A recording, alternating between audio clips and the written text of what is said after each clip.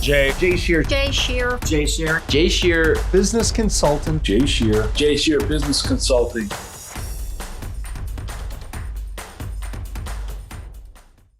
Hey everybody, I'm Jay Scherr with Jay Scherr Business Consulting. We help entrepreneurs and business owners maximize their potential and build rock-solid businesses. And you've joined Business Minds Coffee Chat. Do you have a difficult time remembering details or trying to find misplaced information? David Allen said, "Your mind is for having ideas, not holding them." Well, today, more than ever, our brains are flooded with an overwhelming amount of information. This can be taxing on our mental resources and leave us feeling exhausted and stressed. On today's episode, we're going to explore a method for collecting and organizing your most important ideas and insights while helping you lead a more fulfilling life with greater ease and less stress. Our guest is a husband and father, one of the world's foremost experts on productivity, and author of the book, Building a Second Brain. He's taught thousands of people worldwide how timeless principles and the latest technology can revolutionize their productivity, creativity, and personal effectiveness. His work has appeared in a variety of publications, including the New York Times, The Atlantic, and Harvard Business Review. Please welcome the founder of Forte Labs and the man who's on a mission to help you harness the full potential of your ideas and turn them into reality, Tiago Forte. Tiago, it is great to see you. Thank you so much for being here today. Absolutely. It's my pleasure. Wonderful. Well, I am so looking forward to this conversation. So let's dive right in. I'd be curious as a starting point, Tiago, to find out what is your favorite trait about yourself? Wow. I don't know if anyone's ever asked me that. Let's see. I think my favorite trait is the combination of that I really love concepts and abstract theories, and I equally love practical, concrete, real-world application. I think that's probably what sets my work apart is the connection between those two things, the abstract and the theoretical, with the practical and the effective. I always need both. One or the other by itself sort of doesn't encompass the big picture, and I always like to kind of build a bridge between them. Very interesting. That's a really interesting intersection. Often you'll find those who are more interested in the abstract versus practical versus bringing the two together and looking at it holistically. So I love that. Thank you for sharing that trait. Out of curiosity, do you feel that has been a trait of yours since the time that you were a young child? Is that something that really became more of an interest or a trait as you were going through adolescence and a bit later? I think it comes like so many of my attitudes, especially towards ideas and thinking and creativity, comes from my father. I talk about him a lot in my course, in my book. I think the reason he is such a big inspiration is he's an artist. He's a painter, always has been he always says, since the time he first finger painted at 3 years old, he just thought, this is the thing. This is what I want to do with my life. And then as a knowledge worker, a content creator, a writer in the digital realm, I really took so much inspiration from him because it's almost like a knowledge worker, a content creator is the modern, manifestation of an artist. And so I think how I saw this play out in his work and life was, as an artist, he's obviously in the conceptual realm. He's thinking about perspective and metaphor, and he's thinking about, parallels and themes and subconscious, clues and hints and these very heady, complex concepts. But then painting is so like you're there with a substance, with an actual stuff pasting it on and rubbing it on an actual canvas, right? You actually have to be in touch with the real fine-grained details of texture and shape and how things combine, how colors mix.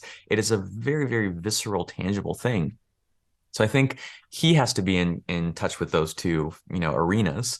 And I just somehow absorbed that from him, where I also feel the need to be in touch with both. Beautiful. So your father's a professional artist. Your wife, Lauren, is also an artist, from what I understand. And we're going to talk about Lauren here in a bit because I wanted to ask you a few questions about how you work together in your business, how you're growing that business, what are some of the challenges you face working alongside one another. So we'll come back to that in a moment, but I wanted to share with you that my wife is also a professional artist, a Mhm. painter, and like what you were saying, it really is, not only is it inspiring, but it's just quite, it's magical to watch the process of taking a blank canvas and some type of idea and then watching that come to life and with so many diverse colors and textures as you describe. So it really is quite amazing, and what we can learn about creativity from other artists and being around them on a regular basis. So I feel you on that one. Awesome. Yeah, let's get into it. Yeah, for sure. So you have a very interesting story. I'd like to wind the clock back a bit and talk about the genesis, really the early backstory behind building a second brain. So if you could share some of that story with us and why this all became what it is today. Absolutely. Yeah, I think this sometimes surprises people, but I'm naturally like my sort of temperament, my constitution. I'm not a risk taker. I'm not very entrepreneurial by nature. I'm not someone who honestly is that unconventional. Like I mean, I dress, very conventionally. I have pretty conventional hobbies. I, read a lot of conventional books. I'm quite conservative, like by nature. Anyone who's known me since I was little, they wouldn't have said I was particularly, adventure seeking or unorthodox in any way. And so then you may wonder, well, how did you get on this path of, becoming a freelancer and self-employed and starting a business and writing this book? It was because I had no choice. I was sort of like forced off the conventional path by a debilitating medical condition, a chronic pain that I talk about in the beginning of my book that just started one day for no apparent reason, no apparent cause, which was like a pain and tension in my throat and my neck. Uh, and I ignored it for a while, then tried to just deal with it. But over weeks and then months and then eventually years, it just got worse and worse and worse to the point that I could hardly speak. Singing was difficult, laughing was difficult. Started to, at one point, withdraw from a lot of social interaction, kind of became a recluse because it was just so painful to speak to people. And that experience was so difficult and so disruptive to every conception that I had about my life and my future.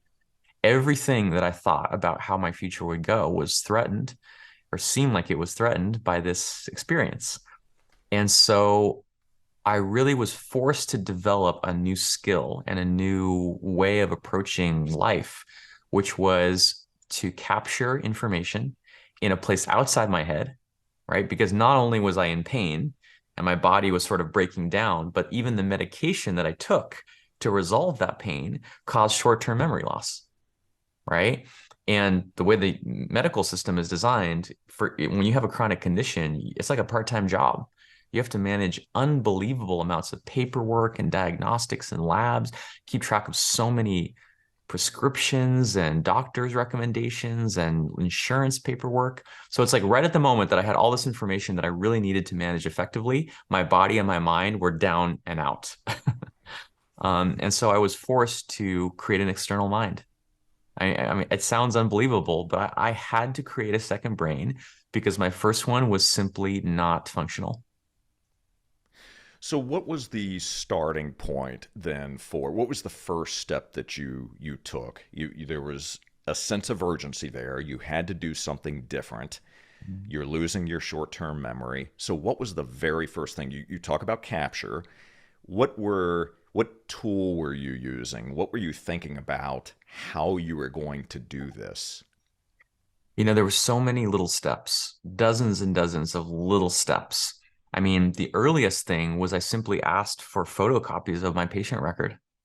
You know, there was an epiphany, which I talk about in the book as well, that I just realized, oh, after seeing my like seventh or eighth doctor, specialist, I just realized, oh, no one is going to save or rescue me. No doctor is going to come in, say, yes, I know exactly what the solution is. Here's the magical pill that will solve all your problems. It's just not going to happen. So I had to take control. I had to take agency, you know, and that started with actually taking in the information, right? It's kind of wild to think about. Most of us never even see our patient record, right? Those are the doctor's notes, belongs to them. It's kept in the doctor's office, and you just sit there as a sort of, passive subject waiting for the doctor to come up with a solution for you. And so I just thought, this is not working. I'm going to spend the rest of my life, continuing to spend unbelievable amounts of time and money just being shuttled back and forth between different doctors' offices. And so I got my patient record, which was a stack like this thick at that point.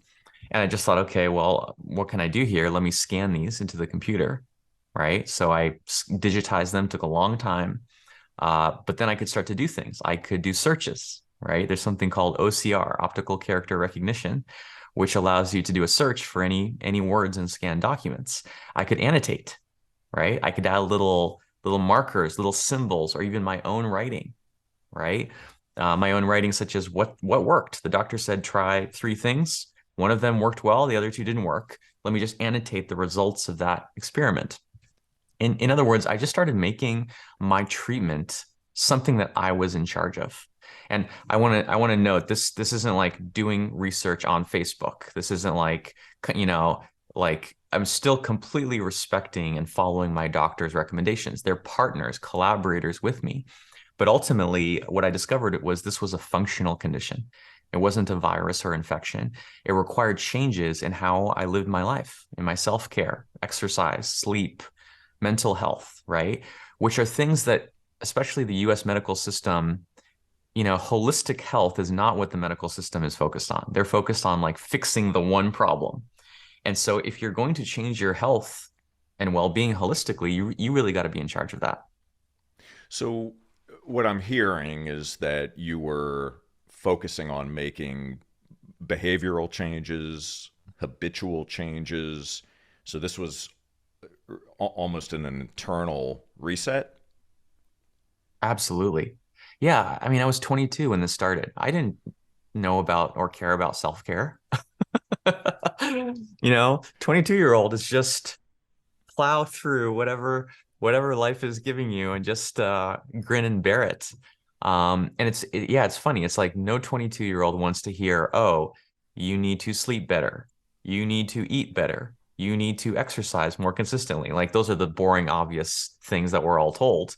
Sure. And yet, if you look at I mean, I did research on this.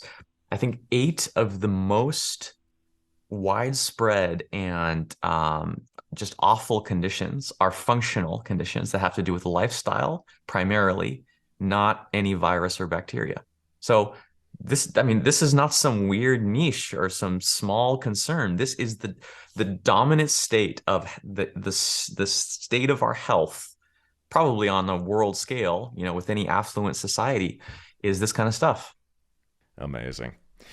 So I'm curious, as you were sharing this backstory and what led to the work that you're doing today, I, what is something that you believed about yourself earlier in life that you found out later wasn't true? Wow, great questions. Really good questions. So, what comes to mind is I noticed very early on I was put on a certain track in school, which was the left brain track, right? I don't know why. Someone noticed I was analytical. I think I was in the GATE program, like starting in sixth grade. There's these certain things that teachers and just your parents kind of look out for, and then they put you on a certain track, um, which isn't necessarily bad, right? They're trying to develop your natural abilities. But later on, I started to realize that, I was sort of put on this math and science track, which I had some interest in science, not so much in math. But because I was on that track, I was not really exposed in school to writing and to the arts and humanities as much. It's almost like I was sort of veered away. I was shielded from all of that knowledge. And I was put on the track of math and science when that actually wasn't the most natural place for me. So it was only in college and after college that I started to discover writing, which is my passion and what I'm most naturally suited to. And I started to notice this, you know, these tracks continue throughout life. We are told explicitly or implicitly, oh, you're a creative person or you're an analytical person. Oh, you're a left brain person or a right brain person. You are a detailed thinker or a big picture thinker. You're an idea person or an execution person. There's always these black and white dichotomies that you're either at best supposed to choose between, or at worst, you're just chosen for you. And then we come to accept those as reality when they're all made up. They're all fake. They're all just arbitrary concepts that have nothing to do with the actual reality of who we are as humans, which is basically infinitely complex. That is such a valuable point right there. For all of you that are watching and listening at this moment, I would encourage you to rewind and listen to those last 60 seconds again, because you're so right. I had a very similar experience, Tiago, in my youth as well, where there were certain traits or perhaps interests that maybe were recognized early on, and I was put into a very specific narrow box. Mhm. And I believed that about myself, that I wasn't this type of person who could do these things. I was this type of person who could do these things. And when we do that, when we believe that, and obviously we carry those beliefs with us, if we don't recognize them, if we're not self aware enough to acknowledge or to recognize where those beliefs are coming from, it really can throttle our potential and our ability to not only accomplish more, but become a better version of who we are and maximize our potential. So I appreciate you sharing that. It's really an interesting area to discuss. But what really is encouraging and inspiring about your story is that even though you weren't necessarily exposed to the creative or the arts, the culture, etc., your father was there, right, on the professional artist side. So you saw a lot of that. You were exposed to it. But then you made a conscious decision that you were going to become a writer. You changed the story to I am a writer. And today, you're a prolific writer. You not only wrote the book, but you also write, you do blog posts and you do a lot of other types of writing. So I love that when we can overcome some of those things that we believed about ourselves that we found out later really wasn't true. It's so important. I like how you put it, changing the story. We don't realize so much of the time we're following stories, we're following scripts. Like something I like to ask people is, can you predict, the next 5 to 10 years of your career? If you can totally predict it, you can plot the exact, ascension, each title, each level in the organization, each organization that you're going to work for. That's probably a problem. Right? Like any predictable career path is probably, as we speak, being coded into some machine learning algorithm. Yeah, that's exactly right. Would you be able to plot where you're going to be in the next 5 to 7 years? I really try not to. I don't want to know how it ends. I don't want to know how it ends. I don't want to know the end of the story. And if I start to feel like it's becoming predictable, it's becoming likely, then that makes me want to change the direction, change the path. That is very interesting. That tells me something else about your personality as well. But you also said at the beginning that you were not a risk taker. No. And yet, what is interesting about what you just said is if you start to see a predictable trend, which you don't like to think about, but if you started to be able to predict what the next step and the next step and the next step is going to look like, that you might end up changing directions. Well, that is taking risk because you're Yeah. moving away from what is known, where your current zone of genius is. Not that you can't expand and continue to grow, which obviously we all do as we acquire new skill sets and progress in our careers. But I find that very interesting because there's a bit of a dichotomy there. Oh, absolutely. I mean, this is one of the fundamental tensions of goal setting. Goal setting. It's the relationship between means and ends.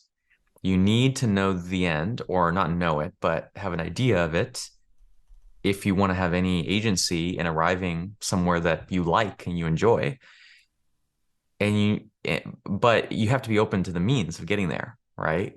This is the thing. Like maybe you will end up at that goal that you set, that 10-year goal, but it's almost impossible. It's very unlikely that every step of the way is going to look exactly how you thought. So ironically, the more committed you are to the end, the more flexible you have to be to the means. You have to be So true. completely open. It might look nothing like you expected. I had an idea when I was much younger to be self-employed, but I couldn't have predicted, oh, I'm going to have a chronic health condition that's going to force me to develop the system. That system is something that I'm going to teach. The teaching is going to become writing. It's impossible. It's just too much to foresee. Well, that goes to the point that life is not a linear experience, right? Not at all. So not at all.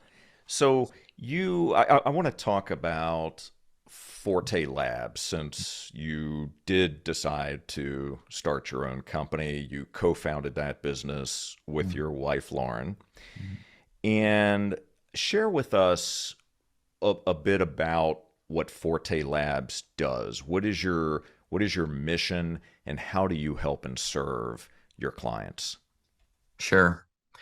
Yeah. So Forte Labs started in unofficially in 2013, uh, which is when I left my previous job, which was at a consulting firm in San Francisco. I don't think we actually incorporated as an entity for another 2 years, but I like to count from the minute that I said I'm quitting, and I had no safety net, no plan. The only plan was to try to see if I could stay independent, string together enough little independent projects and clients to not have to go back to full-time employment. And I did that for probably the first, let's see, 4 years. 4 years, I just did the most random stuff you can imagine. I didn't have a predetermined plan. I worked events in San Francisco. I did little consulting projects. I worked as a subcontractor on friends' consulting projects. I did a little gigs online. I mean, everything you can imagine, until I hit on our big idea, really the thing that we're known for, that is our flagship, business, which is originally a course called Building a Second Brain, which has now become a book with the same title. And it's done so well, just gone so much further than I ever imagined, that we're now building a whole portfolio around it. We're going to have a self-paced course. We're going to have coaching. We're going to have a coaching certification program, a summit. We are basically extending the brand and the intellectual property of building a second brain to every format you can imagine. So Forte Labs really is just the entity that it does a number of things, but by far the most important and central one is building a second brain. Outstanding. So your wife, Lauren, mentioned toward the beginning of our conversation that she is also an artist. When you look at her talents, her personality, her skill sets, I don't like to categorize and put labels and put people in certain buckets, but since you mentioned left brained a few minutes ago, where would you say that Lauren falls? Left brain, right brain, holistic? Totally right brain. So we are opposites. It's funny because I said earlier that I was placed in the left brain track, but I was more right brain. But those categories really just break down. They don't make sense because it's funny. Growing up in my family, it was a family of artists. My dad is a painter. My mom is a musician and a singer. My brother is a professional dancer. I was the black sheep because I like to organize stuff. I was not a typical creative person in any standard sense. I found tremendous creativity and beauty and meaning in organizing, in order, in patterns, in systems, in strategy, in theories, all that stuff. So I sort of approach creativity with a very left brain kind of analytical structured lens. Um, but my wife is the opposite of that. She's a dancer, she's a painter, she's a musician. It's like all the mediums. But I think the other way that she's very different from me, especially when we first met, was I'm completely like on the head level. I'm very in my head, head in the clouds, like conceptual. She is the very epitome of embodiment. She's really about the earth, about planting and gardening, about physical spaces. She's incredibly good at interior design, has tremendous taste, is so good with people as an extrovert. So I really have learned everything I just listed, like absorbed some of that from her, which I feel has been so pivotal in our business. We needed the full spectrum of capabilities in order to make this thing work. And for years she was really in the business with me. Now she's actually left to start her own separate business, which is called Grad App Academy. And what she does is she helps people applying to grad programs and PhD programs, mostly to elite universities in the United States. She's working with both Americans and with people overseas on crafting their personal statements, their applications, basically the way that they're presenting themselves to universities. She kind of feels the entrepreneurial itch, especially now that Forte Labs is to a sufficient size that we have, managers and directors and all these things. She's like, I want to go start something new. Well, how outstanding. That must be not only exciting for her, but for you to watch that side of Lauren grow and expand and decide to take that next step forward and be able to take all of her skills and talents and apply that into something that she's doing herself. That's truly amazing. So tell me about your leadership style and what have you learned about yourself as you've continued to grow Forte Labs, as you continue to onboard new employees, and as your client base continues to grow. So, number one, what type of leadership style do you have, and what have you learned about yourself as a leader? Yeah, even conceiving of myself as a leader has been has been hard. There's this weird sort of transition where, you become self-employed because you're obsessed with independence, autonomy, and freedom. Most people that I know that take this entrepreneurial path, they don't want anyone to tell them what to do. They don't want any manager. They don't want any boss, right? And then you become a boss. You reach a certain scale, a certain level of complexity, a certain level of revenue, you start hiring, and it's such a slippery slope. I always said, oh, let me just have one assistant, one part-time assistant. Oh, well, they're doing great, so let's make them full-time. Oh, well, full-time assistant, let's add a full-time course manager. Okay, now you have two people. Once you have two people, you have a staff. And then to keep those people happy and to keep them productive, they want for you to hire other people, right? Because three people in a business, probably every person is wearing three hats. You don't want to wear three hats forever. And so you start divvying out the hats. And before you know it, I think we're at 11 or 12 full time now, which is just unfathomable. Never intended that. It just kind of happened organically. But I think so. I think I've had to embrace leadership and management from an initial place of not wanting to become good at those things, not even wanting to do them, sort of being in denial that that was even necessary. Like entrepreneurs tend to think, oh, management, that's fake. Like managers don't do anything. They just sit around all day telling people what to do, which is totally not true. Um, but I think the leadership style I've embraced is one that I see a lot, which is it's kind of a nerdy style of leadership.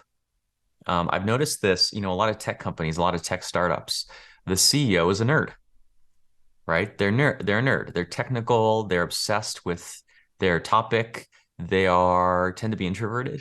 They tend to like ideas and like to think and enjoy thinking, which I think is kind of new in the world, right? In the past, a leader, you have this certain image of, tall stature and broad shoulders and booming voice and silvery flowing hair. There was such this like image of a leader.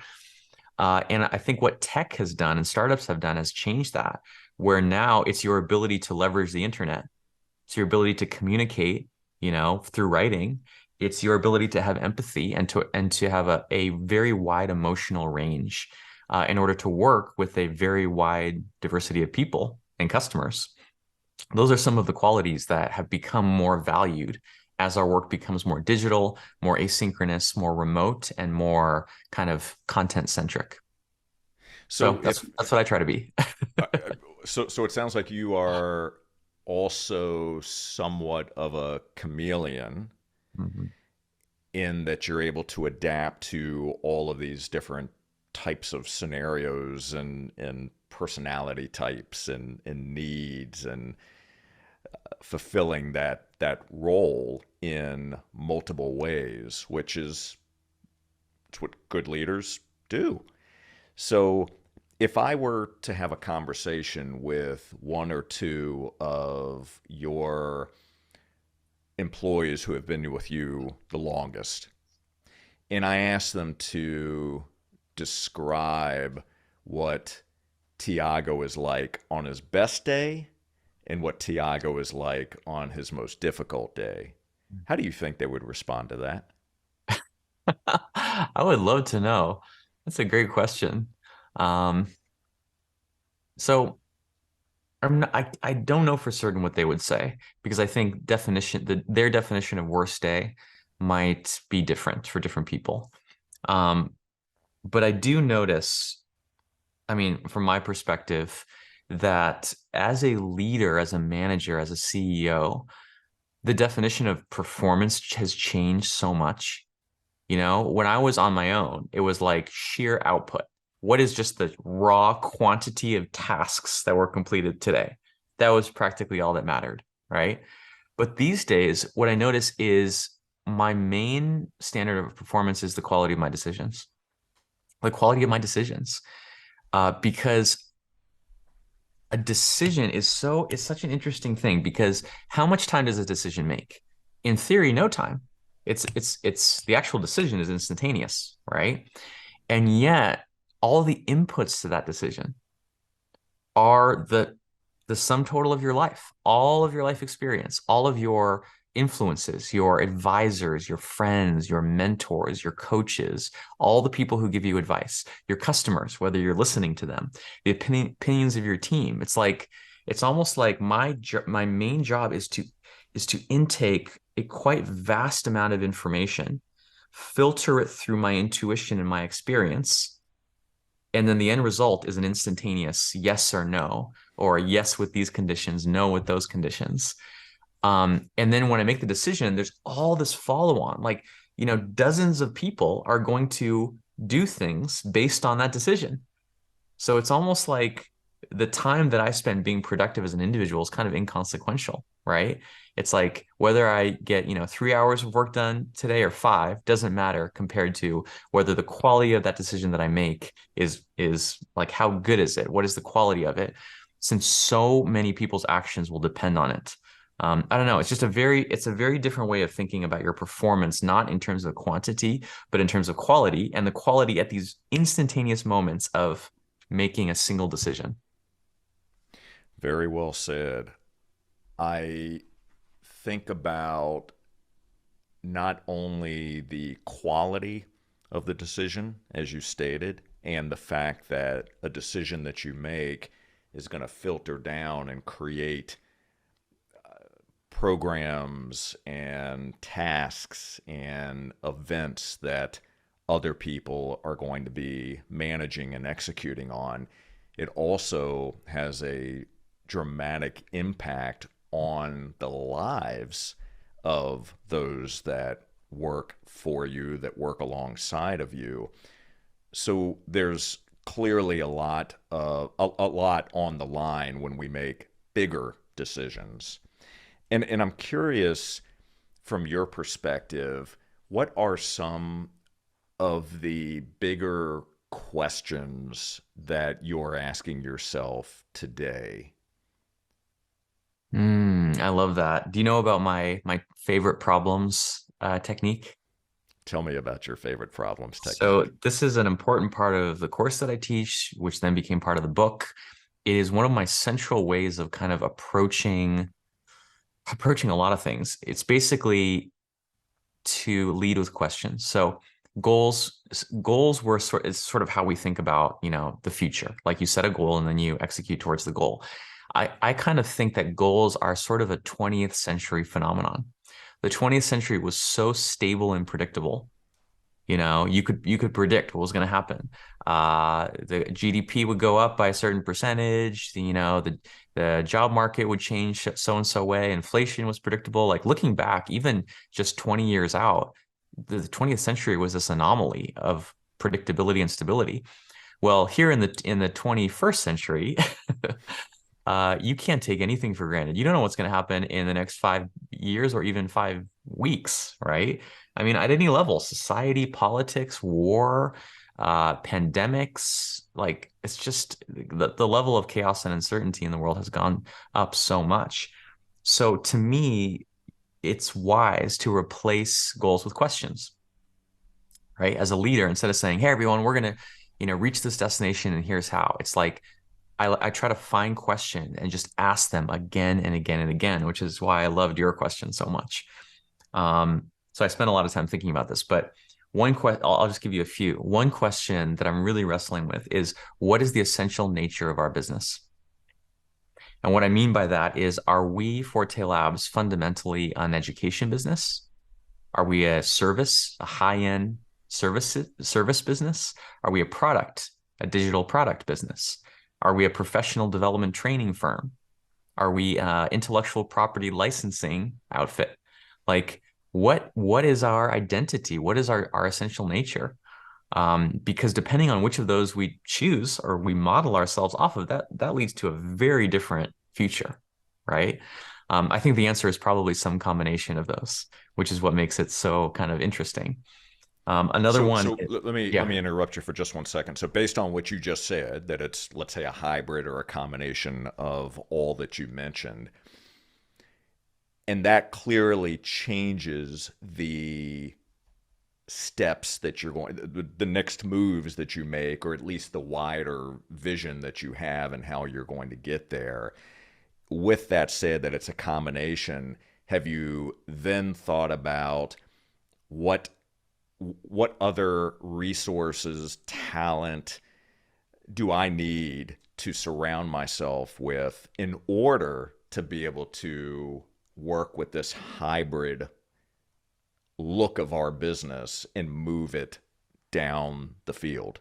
ex that's the whole thing right there. I think of this as who should we listen to? This to me is one of the just critical questions because the choice of who to listen to is even more important than the choice of what to listen to. Because by deciding who to listen to, you can predict, it's kind of fascinating because in the past, I've, for example, listened to, tech startup SaaS founders. And they're easy to listen to. They're very active on Twitter. They like to share what they know. But then I started noticing, wait, there's some ways in which our business is not at all like SaaS, especially not a startup SaaS. And advice that I was taking, or models of success that I was taking for them were going wrong. They weren't working. And then I started listening to, different groups like, university people, right? Then I was thinking, oh, we're more like a school. We're like Harvard or Yale or Stanford, and you can go listen to those people. But then they started saying things that I was like, wait a minute, this is nothing like our situation. So that wasn't right. And no one group is right because I think we have a very innovative business. It is an online course, but one that is delivered live and in an interactive way over the internet, which hasn't really existed until recently. So I'm having to cobble together and almost cross-reference the advice or synthesize the advice of different groups, right? It may be like 20% from university people, 30% from tech people, 10% from like influencers on Instagram or TikTok, another 20% from, people who have built like professional development training firms are actually quite close to us. So a good chunk from them. And then I have to kind of mix together all that advice into something that we can actually take action on. Sounds like a delicious recipe. Interesting. So, share with us maybe one other big question that you're asking yourself today. Yeah, another big one, which is kind of related, is what kind of organization, like what shape, what design of organization do we want? Is it a very flat organization where there's only, two levels of hierarchy, directors and managers? Is it a more vertical organization where there's three or four or more levels of hierarchy? Is it organized around like business units, like products, like a course team, a coaching team, a advertising team, or instead is it based around functions like finance, product, marketing, content like that? Is it let's see, is it centralized? Do all decisions, come from me or from the director of that department? Or do we try to be more decentralized? In what way do we want to be decentralized? Decentralized where every single person can make autonomous decisions? Or there's a few, like all these kind of questions, it's endlessly subtle. It's endlessly subtle. There's no what I'm learning about this, the answer to this question is that there's no formulas. Every time I start to rely on a formula, like, oh, I found a principle, pretty soon that principle goes off track. And then I have to find a new principle and go on that way a little bit. And then that goes off track. And then a new one. It's like no approach to organizational design lasts more than a few months, honestly. So, to all of our listeners that own a business that are maybe they may not play in the same sandbox, but maybe asking or thinking about some similar types of questions. First, based on what you've learned and your experience thus far, would do you have a recommendation for business owners as to how often they should be asking these bigger questions? Should they be adaptable and constantly looking at changing the answer based on new information? Just share with us your own experience, timeliness of asking the questions, how often, and do you include your entire team, and how adaptable are you in the responses? Oh, yes. Oh, so much in there. I think I'm going to answer that question in a bit of a different way, which is what I've been finding it is the most important element in all of that is getting in touch with your intuition. And specifically, not your intuition as this abstract, intellectual thing, but in terms of the feelings in your body. In the body is where the intuition lives. I have a coach, business life coach. Her name is Mina. And it's funny because she's an executive coach, a business coach. It's paid for by the business. It's about making better business decisions. Every time we meet, usually I have a problem that I want to work on or a question that I'm asking is what she solicits. And to me, it always seems like an intellectual problem, like a rational problem that I just can't figure it out. And she always just goes, it's not. She always brings me back to starts with where is this problem located in your body? Like where is it?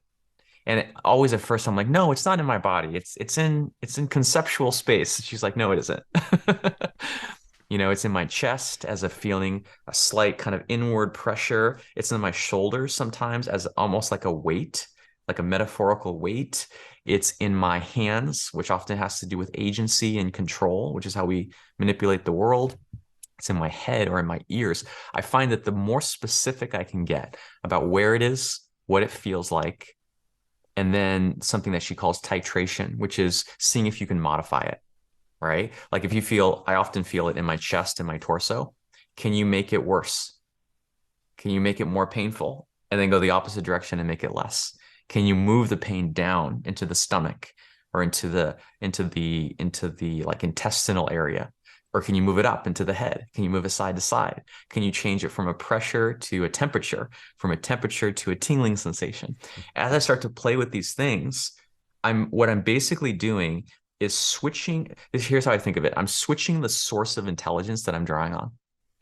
Because usually day to day, there's many sources of intelligence. My go-to one is the prefrontal cortex, specifically the part of my brain that deals with abstract concepts.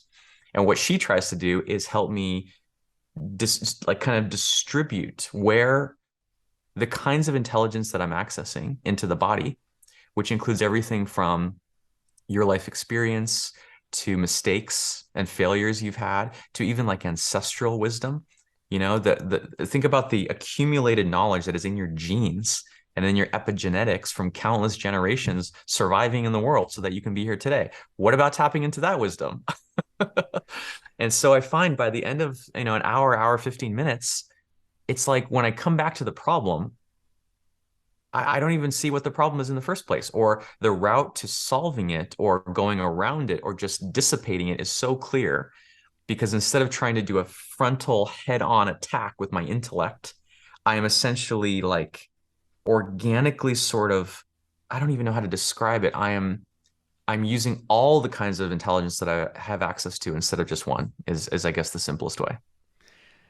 First of all, as I was researching you and planning for this conversation, which as we talked about before we went live, we keep the conversation very organic and move in whatever direction the conversation goes, obviously wanting to always provide value and hitting on important points.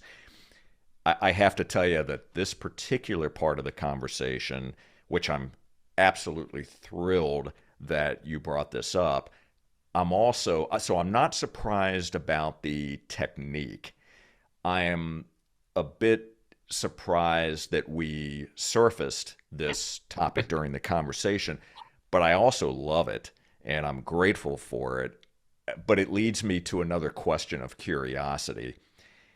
When you first decided to engage with this coach, how comfortable was it for you to go through this process that you just described? So there's such a previous history to this. Originally, I was couldn't be more uncomfortable. This whole domain of emotions, embodiment, intuition was totally foreign to me. I was totally blind to it. But over the course of kind of the last decade, the same time period as the business, I just slowly, one step at a time, started going down once again a slippery slope. I remember way back at the beginning just trying meditation, 5 minutes a day, 10 minutes a day. That was the gateway. That was the beginning because I started to have experiences in meditation, just simple, just sit on a couch and just watch your thoughts. So I thought, okay, this seems to be helping me. It was so practical. I didn't care about the spirituality. I didn't care about the soul. I didn't care about metaphysics. Still don't that much. I was like, I want the benefits, better sleep, more peace of mind, less anxiety. And then I thought, oh, let me go to a meditation retreat. And so I did a couple 10-day Vipassana retreats, had some incredible experiences there. Okay. And then just one step at a time, I tried psychedelics. That was incredible. I did a series of programs by an organization called Landmark, which is these sort of intensive transformational weekend seminars that kind of get a bad rap and are kind of corny and cliche, but had some incredible big breakthroughs. Eventually, all that led to working with someone named Joe Hudson, who is a dear friend and collaborator of mine. I actually helped him launch a course, an online course on this subject because previously you had to go to San Francisco, find him, go to this small group of people in this one house to be able to access his work, which is all about emotional fluidity. It's all about emotional fluidity, self-awareness, and skillfulness. Then, as I was doing his programs, I met Mina. She was a participant and then a facilitator in his programs, and we kind of did them together. So I got to see her not as a authority figure, but as someone like me going down the same path. Got to see her be very vulnerable, see her, actually develop new skills and new capabilities as a direct result of her work. And so I hired her. I mean, it was just a no-brainer to hire her because I had actually been a part of her journey for a couple of years at that point. How beautiful, truly. It's amazing as you look back and you start to try to connect the dots and how and this is something that I think about from probably more often now than I had in the past, but how the right person with the right message enters our life at precisely the right time. Mhm. And that if you really look at it, I don't believe that there are coincidences, but we put ourselves in a certain place out of whether it's a personal search, something that we need for our business, whether it's a mastermind group or some of the exploration that you've done on your journey of growth. And it really is very interesting when you start to think backwards and plot that out a bit and say, how I met this person led to this, which led to this, which led to this. And all of that was necessary to happen to allow me to become the person who I've become today. Exactly. Yeah, Exactly.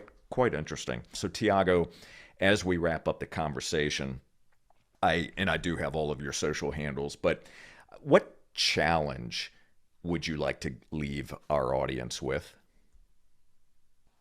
I think I'd challenge them to share their ideas, you know, share their ideas. We, as a society, we give certain people special permission to share ideas, authors and speakers and so-called experts.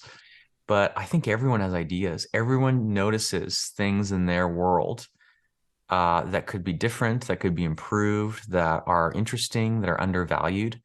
I feel like my journey as a content creator just started with sharing just with my family, my friends, things that I noticed about the world. And in fact, many of my early creative projects were just within the family, like cool photo slideshows, little, highlight reels of home videos, doing some, family genealogy research. It's like the family or friends or whatever group that is for you is a safe space that you can just take those little, like the little chicklets stepping out of the nest and seeing like, oh, I can survive this. This is okay. Often I think it all starts there. Perfect. Thank you for sharing that challenge. And I have one final question for you. And here it is. So, what is one piece of advice that you've received that had the greatest impact on you personally? If you could distill it to one piece, I'm sure there's been more, but choose one that's had such a significant impact on you personally. Gosh, there's been so many. There's been so many. I mean, the one that comes to mind is kind of my motto, uh, which was a quote from Giambattista Vico, I think 18th century Italian philosopher. And he said in I think Latin, verum ipsum factum, which means you only know what you make. You only know what you make, which actually can be interpreted several different ways. But what the way that I usually interpret it is just to assume that I don't know anything. I can read something in a book or hear about it, on a podcast, but I don't truly know anything. I haven't understood or learned anything until I create something, until I actually get my hands dirty, like test it, try it in the real world. Until that moment, it's just someone's opinion. That principle has led me to some very, very interesting places. Oh, that is so good. Thank you so much for sharing. And Tiago, thank you so very much for taking some time with us today on Business Minds Coffee Chat. I appreciate you being part of this journey. I'm grateful for your insights, your ability to go deeper in certain areas and just showing up as your true authentic self. You're an amazing person, and I can't wait to explore building a second brain on our next conversation. So thank you. Thank you so much, Jay. Appreciate it. Absolutely. And for all of you, thank you so much for watching and for listening. Please take a moment to subscribe, rate, and leave us a review. We would love it if you would share a comment, something that resonated with you about this particular episode. Please do share that. And to enjoy more episodes, all you need to do is visit jscherbusinessconsulting.com/podcast. And until next time, keep learning, keep growing. Please pick up a copy of Building a Second Brain, and we'll see you on the next Business Minds Coffee Chat. Take care, everybody. Jay Scherr. Jay Scherr. Jay Scherr. Jay Scherr, business consultant. Jay Scherr Business Consulting.